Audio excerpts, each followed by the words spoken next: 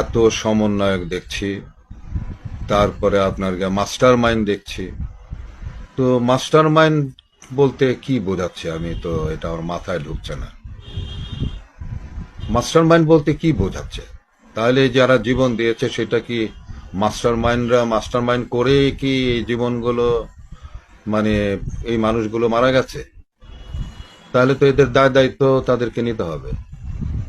তাহলে তো এগুলো তো, যদি মাস্টার মাইন্ডরা যদি বলে যে মাস্টার মাইন্ডরা এই কাজ করেছে, তো তাহলে কি সাইদকে গুলি তাহলে তাহলে কে করেছে? তাহলে তো মাস্টার মাইন্ডের মাথায় তাহলে আছে।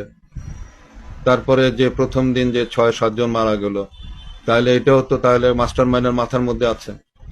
তো এই যে এতগুলো জীবন এবং এতগুলো মানুষ আহত হয়েছে, এগুলো কি মাস্টার মাইন্ডের মাথার মধ্যে আছে? এগুলো কি ছিল? তাহলে যদি এটি থাকে মাস্টার মাইন্ডের, তাহলে তো তাকেও জবাবদিহি করা উচিত। তাদের তো জবাবদিহি করতে হবে। এই এই এই মৃত্যুর দায় দায়িত্ব তো তাহলে তাদেরকে নিতে হবে।